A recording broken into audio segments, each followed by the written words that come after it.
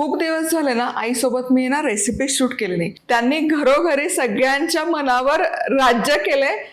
अधिकारही गाजवतात, हक्कही गाजवतात. अशा आपल्या लाडक्या, प्रेमळ आणि हक्काच्या गंगा आई आपल्या सोबत आज आहेत.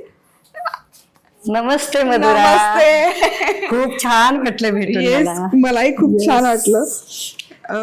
कशा आहात? एकदम मस्त. फिटनेसचं काय सिक्रेट आहे? सकाळी उठायचं म्हणजे रात्री लवकर झोपायचं, सकाळी कारण मी ना उठायचं. रील मध्ये बघते म्हणजे त्या कुठेही चढत असतात, हो. कुठेही खाली येत असतात, कुठेही उड्या मारत असतात. एवढा फिटनेस आणि एवढी एनर्जी येते. मी रात्री लवकर झोपते. डाएट तर किती माझं वाजता पूर्णपणे झोपता? चालू असतं. किती वाजता झोपता? जर रात्री 10ला झोपले ना, मी सकाळी 5 वाजता उठते, म्हणजे उठतेच. उठले की मग आपलं वॉकिंग, कुठं देवाचं पूजा वगैरे करायची, हे ते करायचं, नाश्ता करायचा, वेळेवर नाश्ता, चहा नाही, दूध वगैरे असं माझं, एक अंड वगैरे असं माझं म्हणजे नाश्ता नाही घेत? चहा नाही, बिलकुल नाही चहा. किती छान. तर आपण आहे ना आपलं रेसिपीचं पण आज क्रम सुरू करूयात आणि हे करता करता भरपूर गप्पा मारणार आहोत. त्याचं कारण हे खूप खास आहे, ते आम्ही पुढे सांगू. पण आधी आपण पदार्थ रेसिपी सुरू करूयात. ओके. येस. तर इथे पाणी गरम करायला ठेवा. पाणी गरम करायचं.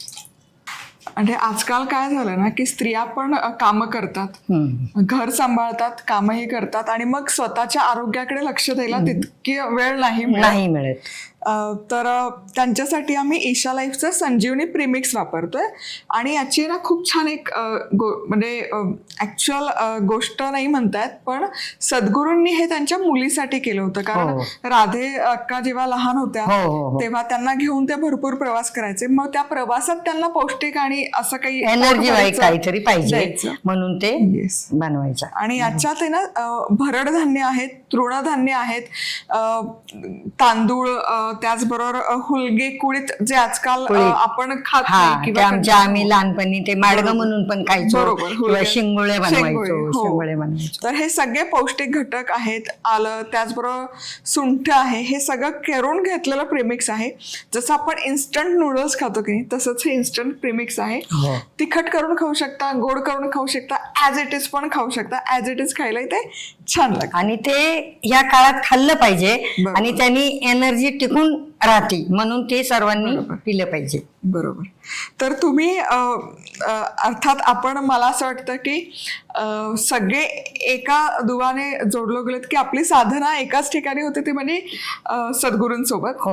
तर तुम्ही आश्रमात पण जाऊन आलात आणि ग्रामोत्सव पण तुम्हाला जवळून बघता आला. आता तुमचं काय सांगाल? ग्रामोत्सव आता नाशिकमध्ये 1 आणि 2 ऑगस्टला चालू होत आहे. तर त्याचा सगळ्यांनी लाभ घेतला पाहिजे, महिलांनी, किंवा ज्या महिलांना कामामुळे जमत नाही, की ज्या महिलांना जास्त घरात ताण असतो किंवा बाकी टेन्शन असतं, तर ते सोडून देऊन त्यांनी थोडा याच्यात भाग घ्यावा असं मला वाटतं. आणि मलाही ना काही वर्षांपूर्वी ग्रामोत्सव जवळून बघता आला. मी कोइंबतूरला आश्रमातच होते. तर काय होतं ना, म्हणजे खेडोपाडी राहणारे जे स्त्री असतात, पुरुष असतात, तर त्यांना मैदानी खेळ खेळणं शक्य नाही होत. तर सद्गुरूंचा हाच हेतू आहे. फक्त एक चेंडू ते देतात आणि त्यातून महिलांना, सगळ्या वयोगटातील महिला आणि पुरुषांसाठी ते ग्रामोत्सव, आणि ते केलं पाहिजे. कसं वेळ काढून केलं पाहिजे, कारण का आजचा दिवस गेला तर उद्या हा दिवस मिळत नाही. त्याच्यामुळे त्यांनी उतरलं पाहिजे, एन्जॉय केला पाहिजे, आपल्या मनाला शांती म्हणून ते त्यांनी केलं पाहिजे. आणि तुम्ही करा 1 ते 2 ऑगस्टला. बरोबर. हे आणि नाशिकमध्ये होतंय.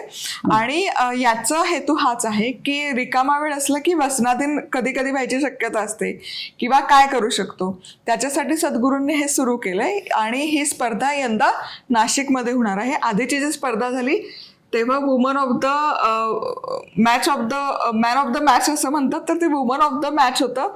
त्यांचं वय 65 होतं. त्यामुळे सगळ्या वयोगटातील स्पर्धकांसाठी हे आहे. आणि त्याच्यासाठी तुम्हाला प्रॅक्टिस करणं वगैरे गरज नाहीये. चेंडू घ्यायचा, खेळायला लागायचं. आता इथे पाण्याला उकळी आलेली आहे. आता हे सद्गुरूंचं प्रीमिक्स आहे, त्यांनी राधे अक्कांसाठी केलेलं. हे फक्त आपण ओपन करूयात.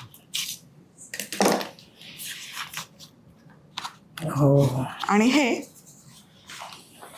यामध्ये घालूयात उकळत्या पाण्यात मिसळायचं.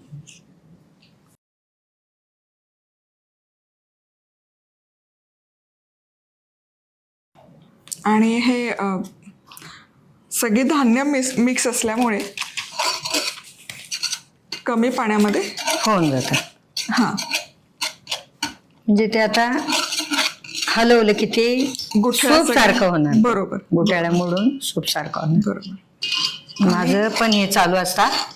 अच्छा, शेवग्याचं सूप, भोपळ्याचं सूप, मधुरा रेसिपी टच करायची आणि हे करत राहायचं आणि आपल्या स्वतःला प्यायचं. मुलं वेळेवर जाग्या असले द्यायचं, मुलं नसली आपण घ्यायचं. पण हे मी मनापासून सांगते, मधुराज रेसिपी हा आधीच्या पिढीने दिलेला आशीर्वाद आहे, आपल्या पूर्वजांचा आशीर्वाद आहे, बरोबर. असंच मी कायम समजते. बरोबर. तर याला देखील उकळी आली हो. बोलता बोलता, गप्पा मारता मारता. हे छान एकसंध झाला. थोडासा सुकामेवा आणि गोड घालूया. थोडासा गोड. तर किती गोड आवडतं त्या अंदाज तसं घालायचं.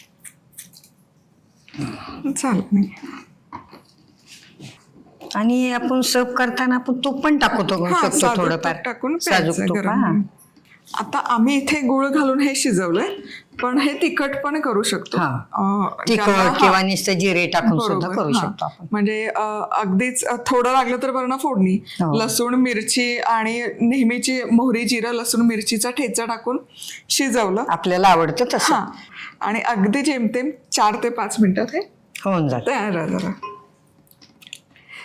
मग आता ग्रामोत्सव होतोय 1 आणि 2 ऑगस्टला नाशिकमध्ये. सगळ्या वयोगटातील लोक तिथे पार्टिसिपेट करू शकतात.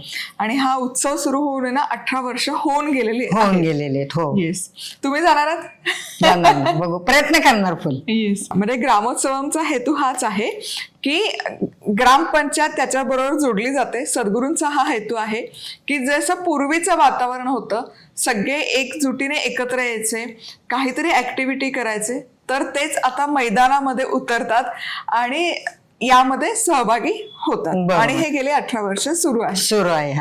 आणि यामुळे गावामध्ये ना खूप बदल झाला आहे, एकोपा आला आहे. म्हणजे आता दुरावलेली मनं एकत्र यायला सुरुवात. आता माझा काही संबंध नाही ना, तरी मी या वयात पण मला वाटतं ना काहीतरी करावा, तसंच केलं पाहिजे. इन्स्पिरेशन मिळतं. म्हणजे तुम्ही जर ग्रामोत्सवांचे व्हिडिओ जरी युट्यूबला बघितले तरी ते खूप छान भावतं आणि मग तुम्हालाही ऊर्जा येईल की नाही, आम्हालाही पार्टिसिपेट करायचं आणि त्याच्यासाठी ग्रामपंचायत मध्ये जाऊन तुम्हाला नोंदणी करायची. ओके. आणि मनसोक्त खेळ खेळायचा.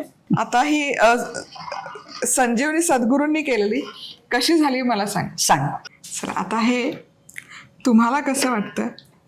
हे कसं झालंय पाहते आणि तसंच मुलांना जबरदस्तीने करून प्यायला लावणार.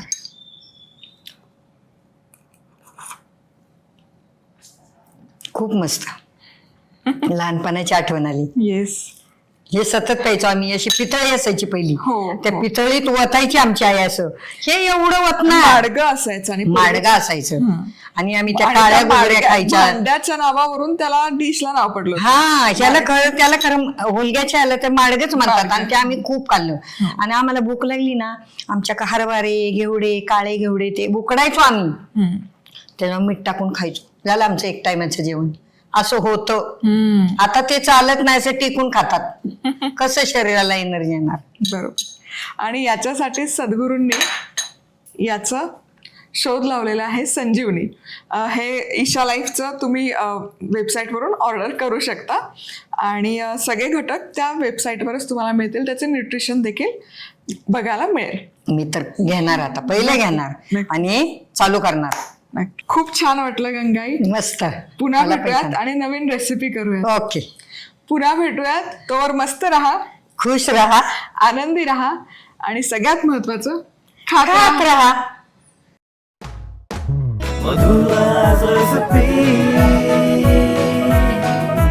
मधुराज रेसिपी, महाराष्ट्राची अस्सल चव.